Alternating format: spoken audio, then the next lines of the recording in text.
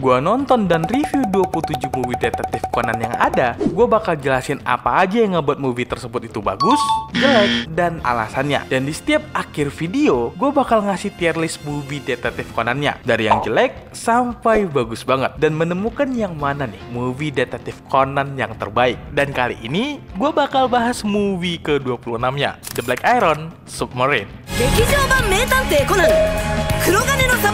The Black Iron Submarine rilis pertama kali di Jepang 14 April 2023. Movie-nya kali ini mengambil timeline di antara episode 1120 dan 1121. Bercerita tentang sebuah fasilitas tercanggih di dunia yang bisa melacak siapa saja di bumi ini. Tapi di saat bersamaan, Black Organization ingin mendapatkan teknologi ini untuk kepentingan mereka. Dan karena teknologi ini juga, sekarang Black Organization tahu siapa Haibara sebenarnya. Dan Black Organization berhasil menculik Haibara dari keluarga barunya. Conan harus bisa mendapatkan Haibara kembali dan mencegah Black Organization mendapatkan teknologi canggih ini. Dan gue pengen ngebahas intro yang ada di movie ini. Ini adalah movie kedua yang memakai intro dengan lagu yang sangat berbeda. Dan walaupun melepas salah satu intro yang sangat ikonik, tapi gue lumayan suka. Apalagi beberapa intro movie yang memakai aransemen yang ikonik ini.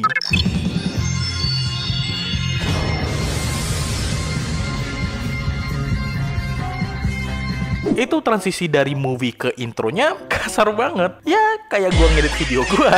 Dari semua movie detektif Conan yang memakai CGI, bisa dibilang ini adalah movie yang menggunakan CGI terbagus. Ya mungkin karena movie ini lebih banyak menggunakan CGI, apalagi studio di balik movie ini itu adalah studio Colorido. Dan kalau kalian ngelihat beberapa anime yang mereka garap seperti Driving Home dan Burn the Witch, itu bener-bener bagus secara CGI. Dan salah satu movie yang visualnya juga bagus banget. Dan movie ini juga, walaupun terkesannya serius, ada beberapa momen yang menurut gue lucu. Kayak Akai dengerin mereka dari rumah Shinichi. Dan Akai di sini kinda creepy. Maksud gue, lu beneran dengerin pembicara mereka tiap hari gitu. Untuk kasusnya, ya basically ini cewek mau minta maaf sama Haibara, tapi malah membuat masalah baru.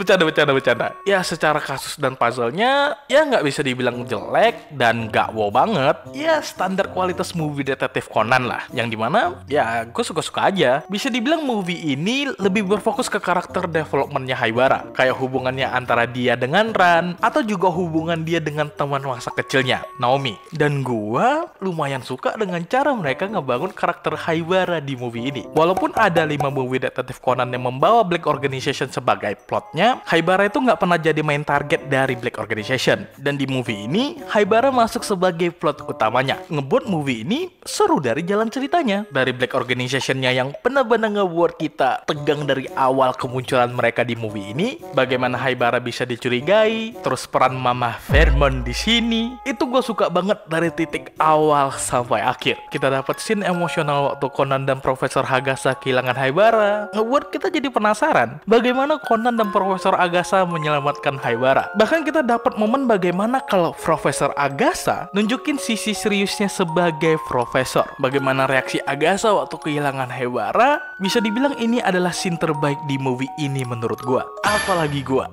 pecinta Mama Vermont, di movie ini adalah surga buat fans dari Mama Vermont. Dan untuk actionnya sendiri, god damn! Gue berani bilang kalau ini adalah movie detektif Conan dengan action scene terbaik. Bahkan kalau mau dibandingin dengan movie detektif Conan yang baru keluar di bulan ini, gue masih bilang kalau movie ini masih lebih bagus. Dari hand to hand combat antara Ran dan Pinga, kejar-kejaran antara Conan dan Pinga, dan di bagian akhir juga, walaupun ada satu hal yang gue kurang suka, yaitu voice actornya. Gini maksud gue, setidaknya di movie detektif Conan sebelumnya, mereka itu ngebedain mana orang luar, mana orang Jepang. Dan cara mereka ngebedainnya itu ya dengan voice actor yang menggunakan bahasa Inggris. Contohnya, waktu di Phantom of the Breaker Street, untuk menandakan kita lagi di luar Jepang, semua orang yang ada di lokasi tersebut berbahasa Inggris. Kayak reporter yang ada di TV-nya, karakter-karakter yang ada di lokasi tersebut menggunakan bahasa Inggris atau bahasa dari mana mereka berasal. Seperti villain di movie The Bride of Halloween. Tapi di movie ini, itu hilang. Kayak di opening scene movie ini, interaksi antara Nina dan Jody di telepon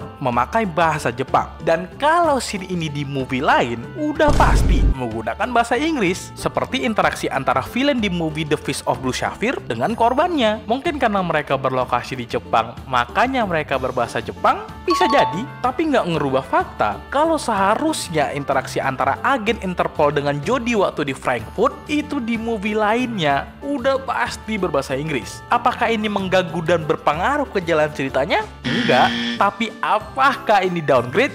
Jawabannya iya. Dan ngebuat bingung juga, kayak waktu di Pacific Boy-nya. Mereka ini di dalam pakai bahasa apa? Karena waktu di dalam Pacific Boy-nya, dari awal sampai akhir, semuanya berbahasa Jepang. Sedangkan waktu Leonhard difitnah sama Pinga kalau dia pelakunya, notnya itu berbahasa Inggris. Tapi ya kembali lagi, mungkin cuma guanya aja yang kayak netpicking atau ngerasa aneh. Mungkin kalian juga nggak terganggu dan nggak mikirin juga. Dan ini juga nggak ngaruh tentang pendapat gua dengan movie ini. Cuma gua ngerasa kalau di movie sebelumnya lu ngelakuin hal ini, kenapa di movie ini enggak? Dan karena alasan ini, gua bakal naruh movie ini di bagus banget. Menurut gua ini adalah movie terbaik dari 28 movie detektif Conan yang ada. Gua suka plotnya, gua suka cara mereka ngebuat Black Organization kerasa berbahaya. Gua suka elemen-elemen kecil interaksi antara karakter-karakter yang ada di movie ini, terutama Profesor Agatha, ngebuat gua berani bilang kalau ini adalah movie detektif Conan terbaik. Dan di video selanjutnya, gua bakal bahas movie ke-27-nya, The $1 Million